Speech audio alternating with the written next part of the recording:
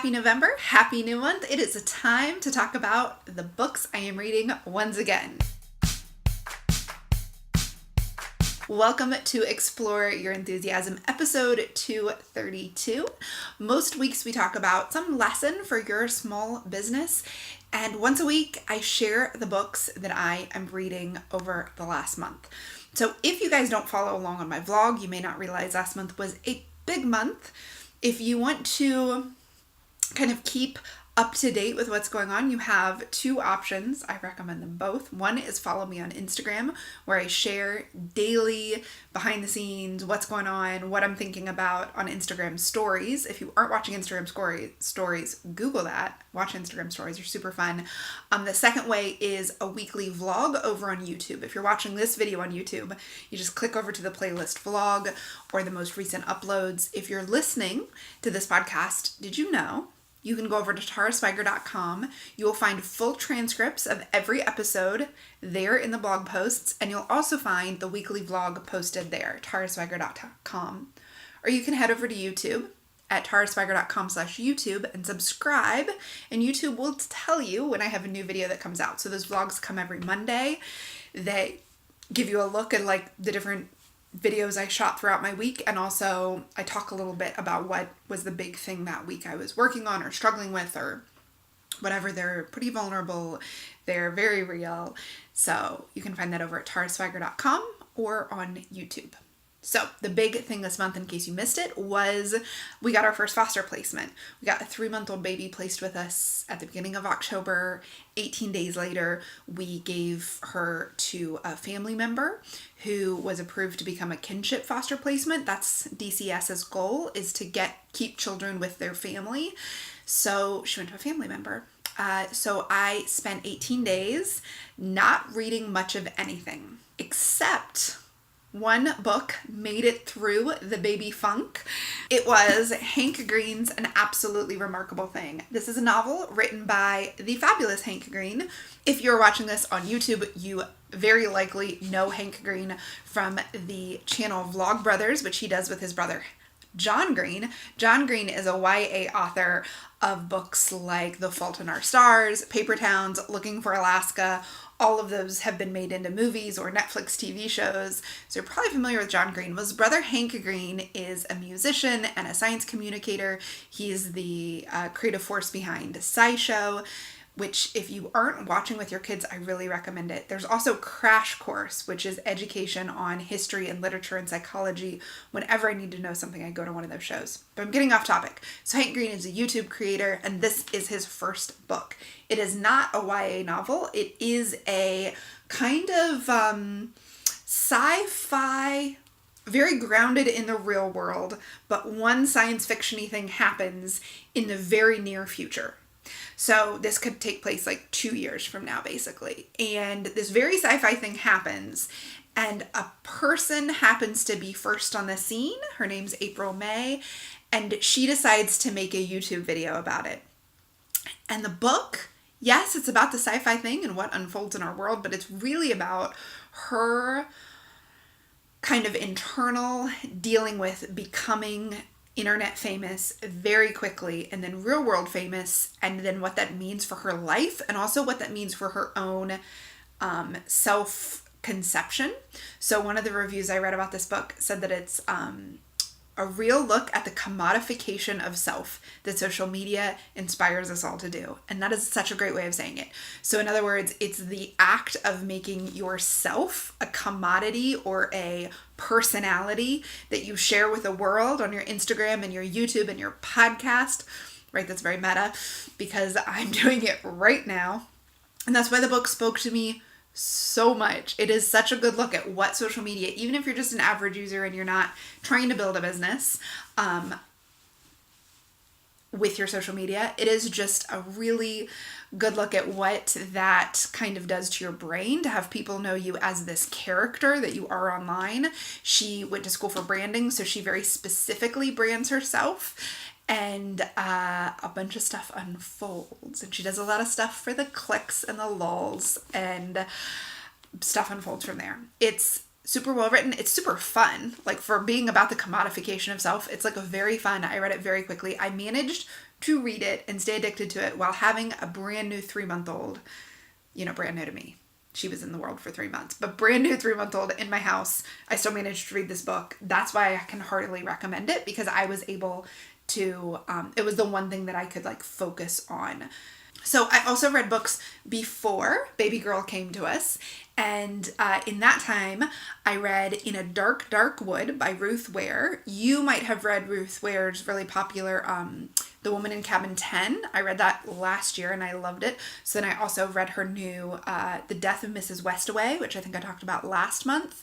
Well, In a Dark, Dark Wood is one of her older books. It was at my library, so I picked it up. It is a kind of suspense thriller, and with the name like that, I wasn't expecting. It's set in just this house in the woods that some college friends get together for a girl's bachelorette party, her last weekend before the wedding, one last party before the wedding. And it's got some people who are sneaky and who have some stuff planned, and it's very suspenseful. So I super enjoyed it.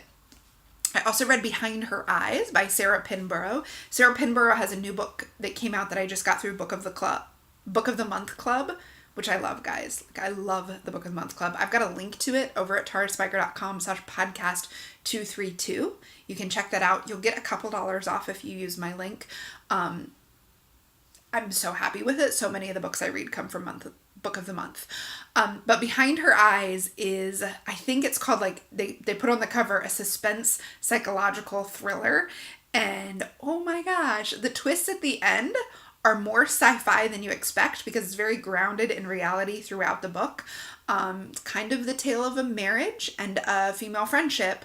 And then it becomes so much more. When I checked it out, my librarian said, oh my gosh, I loved that book. The end is so good. So it is super good. I really recommend it. I also read Head On by John Scalzi. I love John Scalzi. He is a modern sci-fi writer that I love everything he writes. I went back and read a bunch of stuff. I've talked about it on this podcast and back on my blog, even before I did the podcast, many times. Head On is the second book in his Lock-In series. I really recommend that you read Lock-In before you read Head On. You could definitely pick Head On up, but I liked Lock-In even better. I like how it explained the world that it's set in. It's set in the near future, and it's just, he's a very funny writer. So that's Head On by John Scalzi. I read that right before Baby Girl came. Then I read An Absolutely Remarkable Thing, and then I started, but was not able to finish in the short time Baby Girl was here, The Wych Elm by Tana French. You have heard me talk about Tana French in past years because I loved her Dublin Murder Squad series. It was each book followed a different detective from the Dublin Murder Squad as he did stuff. It's kind of like a crime, mystery, solving. She's Irish, and it's set in Dublin. It's very Irish. This book is not in that series, The Wych Elm, and it's much less of a murder mystery detective novel than it is a look at white male privilege as it unfolds from the perspective of the dude who's coming to realize over the course of the novel, and this isn't a spoiler, that the world he lives in is much easier than the world that other people live in. And the way he's been seeing his time at school, the way he was treated in high school, the teasing that they did of other kids, the experience that his cousins were having are just very different than the experience he was having because of his both wealth and his male privilege. And it is not at all preachy. It doesn't seem to be about that. It's just kind of a character study as he has several big dramatic things happen in his life. But it all starts to unfold, and you realize that all the information was there for him all along. He just couldn't see it. So it's that kind of unfolding mystery where the info is there. He just wasn't aware of it because he wasn't very aware of his world. It's a big book. I read this after Baby Girl left, and it was great at taking my mind off things. It was kind of a little longer and a little shaggier than I would have liked. It wasn't the Tana French that I absolutely love. She's a beautiful author. There are whole passages in here that I would highlight and quote as just being beautiful facts about the world. So I also just happened to randomly pick up from my library this book of essays called Amateur Hour, Motherhood in Essays and Swear Words by swear words by Kimberly Harrington. It's so funny. It's just a very, very funny book with very funny essays written for her children, to her children, about really the stress of being a woman and having everything expected of you. Expectations about how your kids look and act, expectations about how you look and act, expectations about your marriage. She's a really interesting essay about the short version is how Facebook almost ruined her marriage, but it's really about how she got sucked into the comparison trap when it came to how other people publicly displayed their affection on Facebook versus how her husband, who isn't public and isn't on Facebook, didn't display it on Facebook, and how that really changed how she thought about it because she was looking at it through this filter of social media. She's got a couple things that are about that and like that. Not all of it is, but it was super funny, super good. If you've ever thought, oh, that married couple is much better than we are because of how they look on Facebook, then you need to read that article. Super good. The other book I read at the beginning of the month that I finally finished at the end of the month was Body Positive Power by Megan Jane Crabb. The subtitle is How to Stop Dieting, Make Peace with Your Body, and Live. Another subtitle I've seen says you don't have to have flat abs to start enjoying your life, or something like that. We talk about body positive power and how great it is on my other podcast that I record with Jolie of Jolie Creates Each Week. That podcast is called Take Care of Yourself. You can find it at takecareofyourselfpod.com. You can also follow it over on Instagram. You can search for it on iTunes or YouTube. However you're watching this or listening to this, you can listen to Take Care of Yourself. It is about the books we're reading and the real self-care. And it's a weekly conversation with my friend Jolie. So that book, Body Positive Power, is like, I will be recommending that book and sharing that book with everyone. So she breaks down what the money behind the dieting culture and who's making money off of making you feel bad about your body. She breaks down the science behind dieting. She breaks down Fitspo over on Instagram. She talks about how you can learn to eat without paying attention to dieting, and how you can learn to love your body no matter what size it is. If that's something you struggle with, which is something like 70% of third graders say that they don't like their body. So if you're a grown woman, most likely, I'm going to guess like 90% of you could use and love this book, Body Positive Power by Megan Jane Crabb. It has a slightly different cover in the UK, we discovered when Jolie and I talked about it. You can hear more about what that book is about, what we like about it, why we'd recommend it over on Take Care of Yourself, my book and self-care podcast. So that is what I read this month. It's actually quite a few books. You'll notice a lot of novels because let me tell you, it was hard to focus on nonfiction. In the time that I had to read, I was like pretty brain dead. And so fiction that was fast-paced and engaging is what kept me going.